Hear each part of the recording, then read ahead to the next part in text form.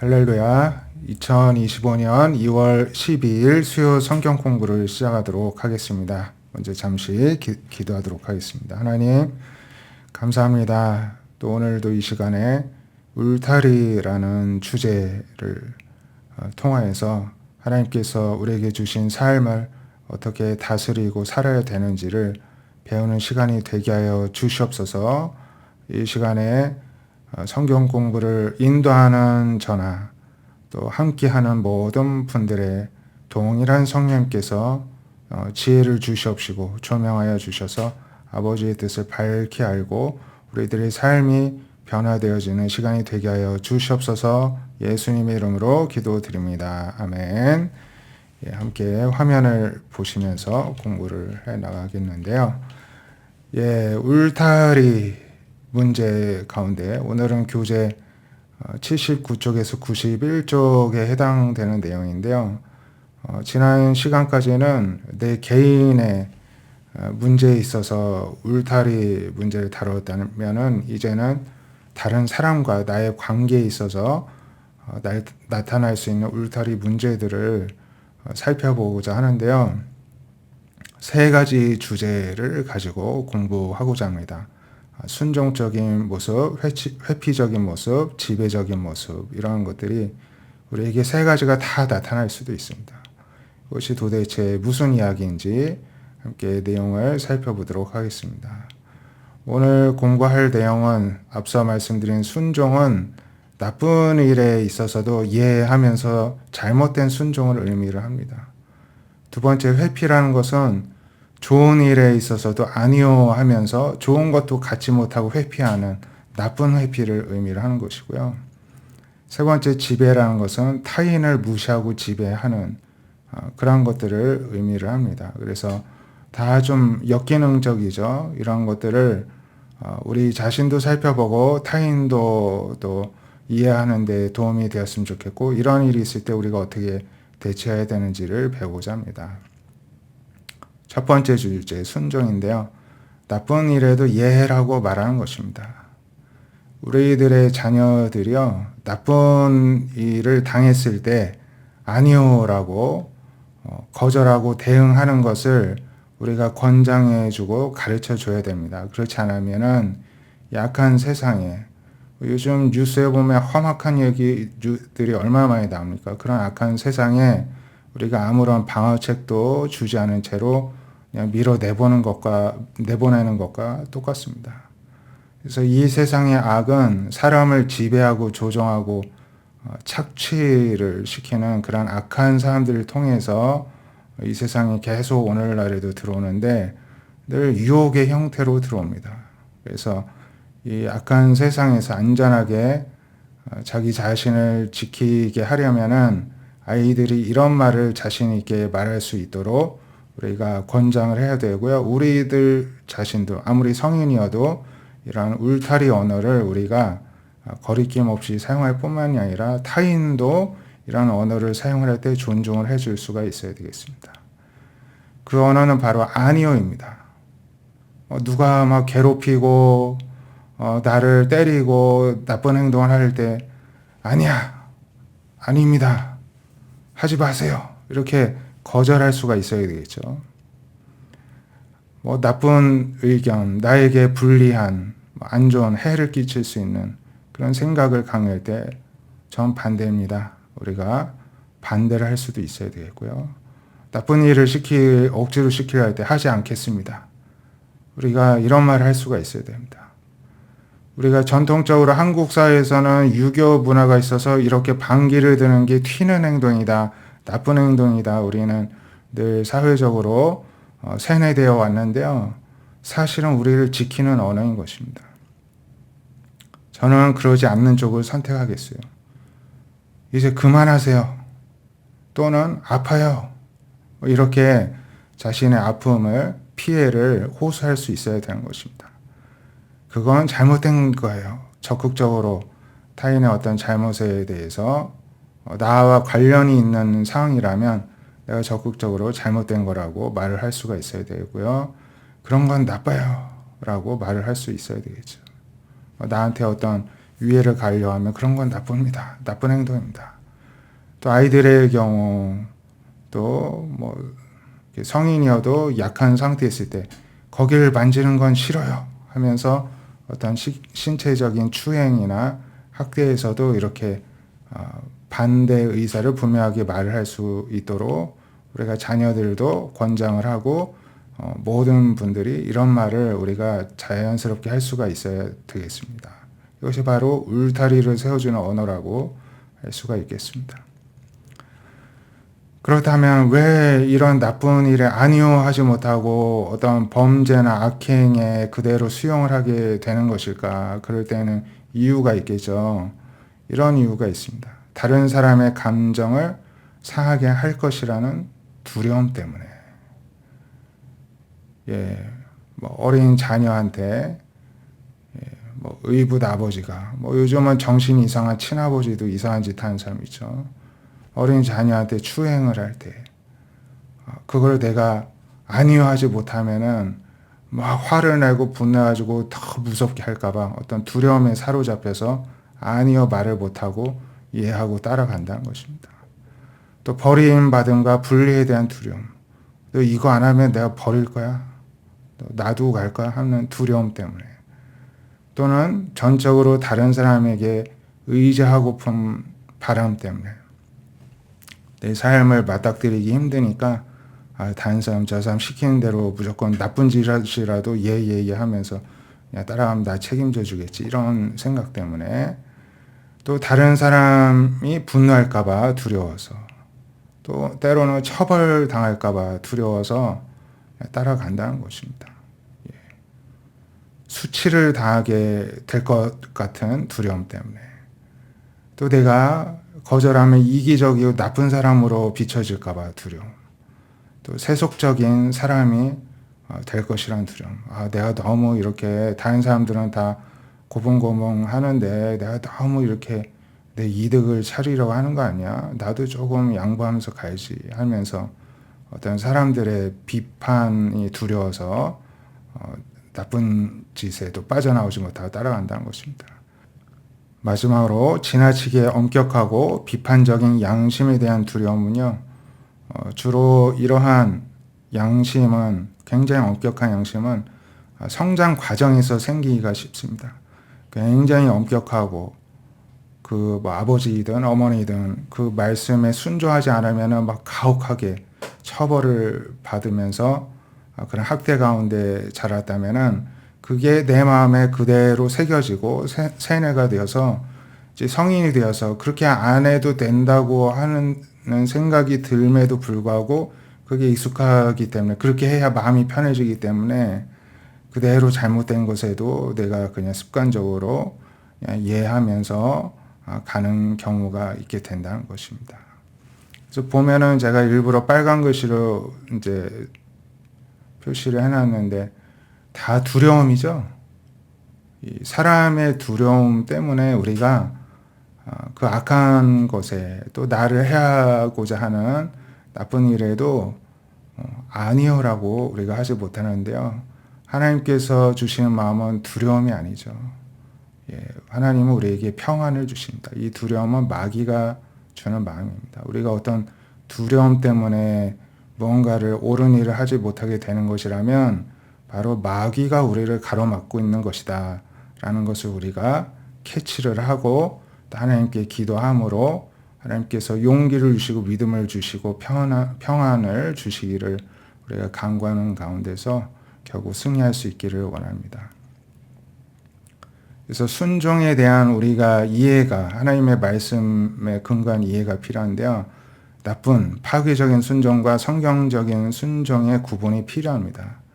마태복음 9장 13절에 예수님께서 너희는 가서 내가 긍휼을 원하고 제사를 원하지 아니하노라 하신 뜻이 무엇인지 배우라.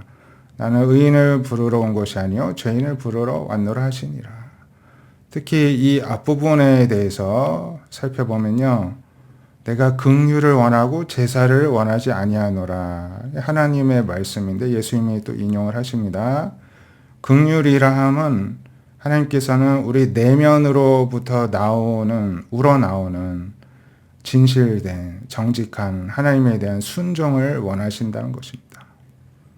제사는 겉으로 순종하면서 속으로는 원망하고 있는 그런 형식적인 것을 하나님은 싫어하신다는 것입니다.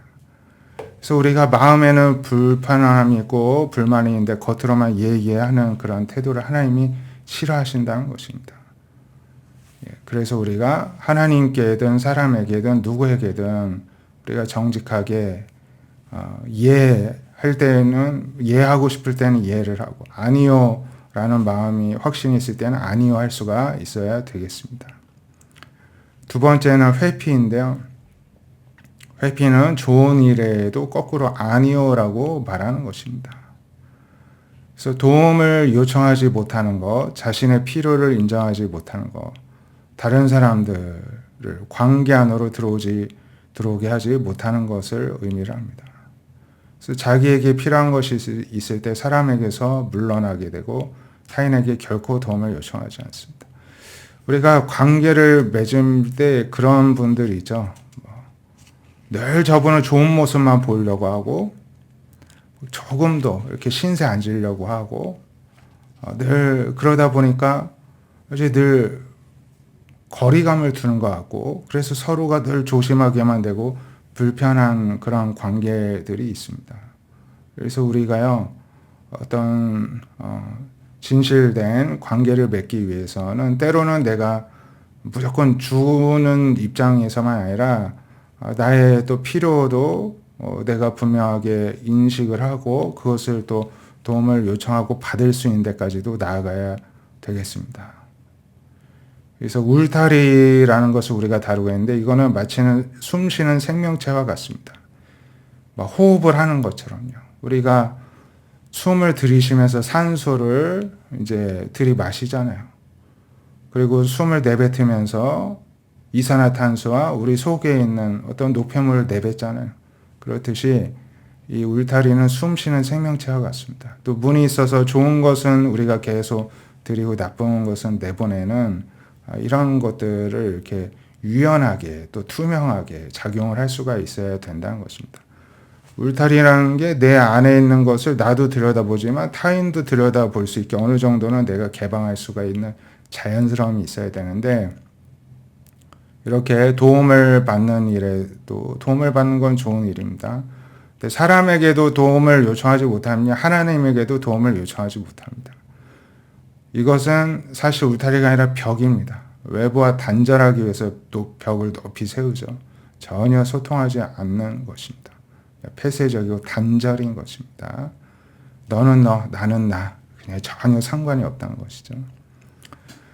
그래서 하나님도 우리의 울타리를 존중해 주신다는 것을 우리가 알 필요가 있는데 요한계시록 3장 20절 말씀이죠. 볼지어다 내가 문 밖에 서서 두드리노니 누구든지 내 음성을 듣고 문을 열면 내가 그에게로 들어가 그와 더불어 먹고 그는 나와 더불어 먹으리라. 예수님이 말씀하셨습니다.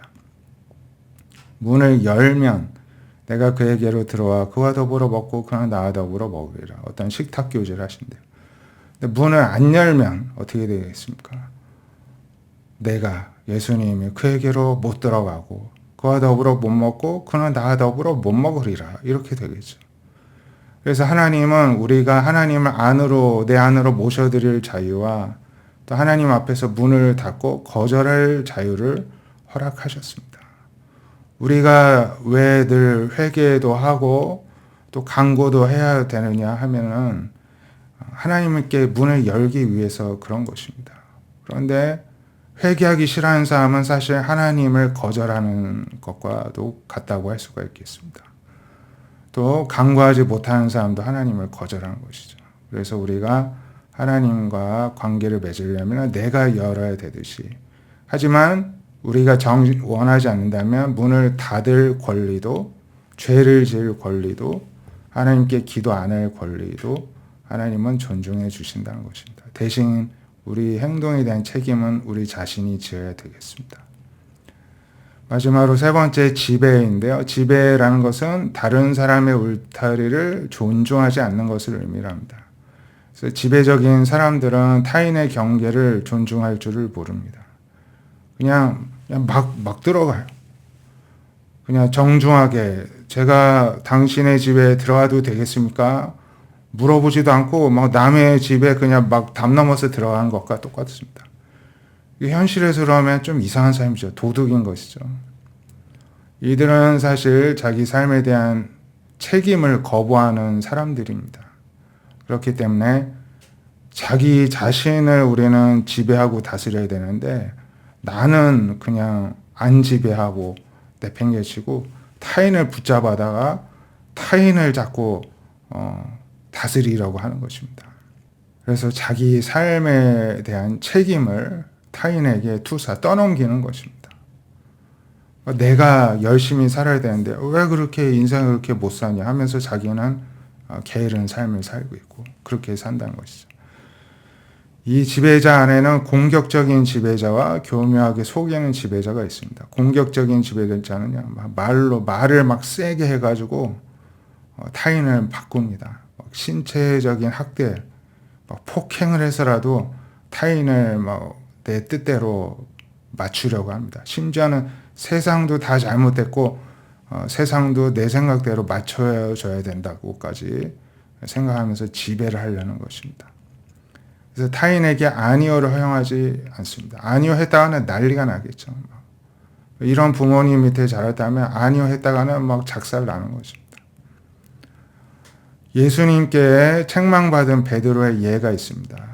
예수님께서 이제 제자들에게 내가 이제 앞으로 십자가에 달려 죽을 것이다. 이제 그러기 위해서 내가 왔다. 앞으로의 계획을 말씀하시니까 주님 절대 그러시면 안 됩니다. 막 만류를 하죠. 그랬더니 예수님께서 베드로를 꾸짖으시면서 사탄아 내 뒤로 물러와라. 너가 하나님의 일을 생각하지 않고 도리어 사람의 일을 생각하는도다 하면서 이 베드로를 사탄이라고 하면서 막 대결을 하시는 장면이 나옵니다. 그래서 예수님께서 하시고자 하는 일은 예수님의 울타리 안에 있는 예수님의 영역이고 일인 거죠. 근데 그것을 방해하는 것을 가리켜 사탄이라고 예수님이 얘기를 하시면서요. 이렇게 타인의 일을 간섭하고 가로막는 건 바로 사탄의 일이다. 예수님이 이렇게 가르쳐 주셨습니다. 그래서 우리가 타인이 아니요 하는 것을 우리가 허용하기가 굉장히 어렵거든요. 근데 그 사람의 성숙도는 어디에서 볼 수가 있냐면 어떤 사람이 얼마나 성숙한지 우리가 알아보려면 아주 쉽습니다. 그 타인이 거부당하고 거절당하는 상황에서 어떻게 반응을 보이는가를 보면은 그 사람의 됨됨이를 우리가 알 수가 있는 것입니다. 막 화를 내고 하면 이 사람은 공격적 지배자구나 피해가야 되겠구나 이렇게 생각하면 100% 틀림이 없습니다. 두 번째 교묘하게 속이는 지배자도 있습니다. 쉽게 말하면 사기꾼입니다. 사람을 구슬러서 자신의 울타리 밖으로 나오도록 유도하여서 나의 짐을 대신 지고 가도록 부추깁니다. 성경의 예로는 속이는 자, 사기꾼이었다는 야곱을 예로 들 수가 있습니다. 형 에서가 장자권을 포기하도록 팥죽 한 그릇에 팔게 유도를 하여서 만들죠. 장자가 아닌 차자로서 이 장자권에서 제외된 것이 자신의 짐입니다. 그거를 나 대신 형이 지게 하고 형의 장자권을 자기가 뺏어오려고 하는 것이죠. 심지어 이제 연세든 아버지 이삭을 속여서 축복을 가로채죠. 자신의 에서라고 막 말을 하면서요.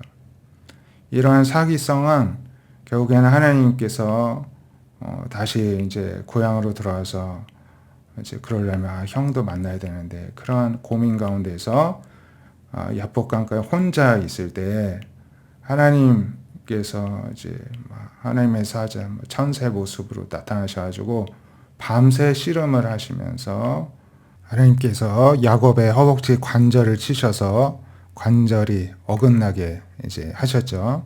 그렇게까지 밤새 씨름을 하시다가 너가 이겼다 이제 인정해 주시면서 하나님과 싸워서 이겼다는 뜻의 이제 이스라엘이라는 이름을 주셨고 그 후에 이게 이스라엘 민족의 이제 호칭이 되었는데요. 결국에는 하나님의 은혜를 받기 위해서라도 자신의 삶을 책임을 다하기 위해서는 자기가 그렇게 씨름하듯이 싸움을 하듯이 최선을 다해서 결국에는 성취해내야 한다는 것을 하나님이 그때에 가르쳐 주신 것입니다. 이때 이후로 비로소 이 야곱은 자신의 인생을 책임지는 자가 되어서 이때부터는 정직해지고 모든 것을 담담히 어떤 고난과 역경이 오더라도 그것을 담당하려고 하는 모습으로 변화가 된 것을 우리가 볼 수가 있습니다. 그래서 이 지배자, 조정적인 지배자를 치료하려면요, 앞서 말씀드린 것처럼 자신의 공격성, 타인을 막 지배하려고 하는 마음, 또 자신의 삶에 대해서 부정직하고 무책임하고 오히려 다른 사람을 책임진다는 명분으로 내가 할 일을 떠넘기려고 하는 이러한 사기성, 그리고 그러한 나쁜 마음들을 인정을 해야 됩니다. 게으른 마음들. 그래서 자신의 부정직함과 대결을 해야 자신에 대한 책임감을 갖게 됩니다. 하나님께서 야곱에게 가르쳐 주셨듯이요, 자신의 부정직함을 버리고 정직하게 자신의 연약함을 극복하기 위해서 대결하면서 막 씨름을 할 때에 그런 책임감을 갖는 삶으로 변화되고 치료가 된다는 것입니다. 그런데 순종적이고 회피적인 사람들은 앞에서 보면 마치 무슨 피해자들인 것 같잖아요. 근데 이 사람들도 사실은 조금 힘을 갖게 되고 또 순종적 회피적인 사람을 만나게 되면 또 조종하는 지배자의 모습까지도 가지게 되는 경우가 많이 있습니다. 그래서 모든 악한 상황들을 보면은 피해자였던 사람이 가해자가 되죠. 그래서 친구를 만들지만 다시 호의를 돌려받기 위해서 주는 어떤 거래적인 패턴으로 관계를 맺는 사람들이 많이 있습니다. 또는 상대를 교묘히 속여서 자신의 어떤 식으로든 욕구를 만족시키고자 하는 모습이 있습니다. 공통적인 이 세 유형의 삶의 공통적인 모습은 진실되지가 않다는 것입니다. 겉과 속이 다르다는 것이고요. 결론입니다. 그럼 하나님이 말씀하신 사랑이라. 앞에서 이 세 사람을 고치고자 하는 것은 결국에는 사랑이 필요합니다. 그래서 하나님이 말씀하신 사랑을 가지면 치료가 되는데요. 베푼 대로 되돌려 받으려는 것은 사랑이 아닙니다.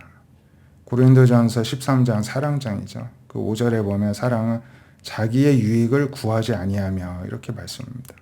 자기의 유익, 자기의 것을 챙기지 않는다는 것입니다. 자기가 베푼 그대로 되돌려 받기를 원하면서 타인에게 무언가 주는 것은 그 사람을 조종하려는 수단에 불과하다. 우리가요, 그냥 도움을 줄 때는 정말 진실되게 저 사람이 잘 됐으면 하는 마음에서 그냥 주는 겁니다. 되돌려 받을 생각 안 하는 것입니다. 그냥 줄 수 있는 만큼만 주는 것입니다. 근데 내가 이렇게 줬으니 또 다음에 내가 어려울 때 뭘 도와주겠지. 아니면은 또 내가 이렇게 줬으면 자기가 이제 미안해서라도 뭔가 또 보답하는 게 있겠지. 이렇게 계산적으로 한다는 것 자체가 사랑이 아니라는 것입니다. 그거는 조종이라는 것이고요. 그래서 결론입니다. 인생은 자신의 짐, 배낭이죠. 이 짐, 배낭이 우리가 이렇게 짊어질 수 있는 만큼의 크기의 배낭입니다. 이 책임을 하나님 주셨는데 자신의 배낭은 자신이 질 수 있는 힘도 우리에게 능력도 주셨습니다. 하나님이요. 그래서 자신의 짐을 타인에게 떠넘기던가 아니면 타인이 떠넘기려 하는 것을 억지로 그것을 같이 대신 져준던가 하는 것 모두가 이 울타리의 크나큰 문제이고 하나님께서 원하시는 삶의 모습이 아니라는 것을 우리가 기억하고 힘들어도 자신의 짐을 끝까지 지고자 할 때에 그게 바로 하나님이 원하시는 모습이기 때문에 또 끝까지 완주할 수 있도록 하나님께서 도와주십니다. 바로 주님께서 수고하고 무거운 짐진 자들아 다 내게로 오라 내가 너희를 쉬게 하리라 하신 말씀이 내가 내 짐을 지려고 최선을 다할 때 때론 버거울 때가 있잖아요. 그럴 때 주님께로 나아가면 됩니다. 주님 너무 힘들어요. 도와주세요 할 때 이 짐을 가볍게 덜어주신다는 것입니다. 그러한 은혜를 간구하며 아버지의 뜻대로 살아가는 저와 여러분들이 되시기를 바랍니다. 기도하겠습니다. 하나님, 오늘 울타리 문제에 대해서 배웠는데 우리들 자신도 모든 악함에 대해서 아니요 라고 말할 수 있어야 되겠으며 또 타인의 나에게 아니요 하고 반대를 할 때에도 그것을 존중할 수 있는 그러한 사랑의 마음, 너그러운 마음을 우리 모두에게 허락하여 주시옵소서. 또한 우리가 타인의 도움, 하나님의 도움 앞에서 아니요 하는 어리석은 자가 되지 않고 그때에는 이해하고 또 도움을 받고 또 적극적으로 하나님께 또 도움을 구하는 데까지 나아가는 그러한 하나님의 사람다운 모습으로 살아가게 하여 주시옵소서. 하나님, 우리들 자신이 한 사람 한 사람이 온전히 설 수 있기를 원합니다. 타인에게 내 짐을 떠넘기려 하거나 타인의 짐을 억지로 내가 짊어지는 것이 아니라 각자 자신의 짐을 지고 나아갈 때, 때로는 힘들 때 주님께 간구하며 주님께서 도와주시며 때로는 하나님의 사람들을 통하여서 또 같이 또 짐을 나누어질 수 있는 그러한 또한 사랑의 또 교제와 또 헌신도 하나님께서 허락하여 주신 줄로 믿사오니 때를 따라 돕는 은혜를 주시는 그 하나님 앞에 오늘도 담대히 나아가 우리 각자에게 허락하신 삶을 아버지 뜻대로 살아가는 일에 있어서 승리할 수 있도록 저희 모두를 인도하여 주시옵소서. 이 모든 말씀과 또 깨달음들을 우리 삶에 또 적용시켜 주시고 또 새롭게 바꿔 주실 하나님의 은혜를 기대하고 사모하며 살아계신 예수님의 이름으로 기도드립니다. 아멘. 오늘도 공부하시느라 수고 많으셨습니다. 감사합니다.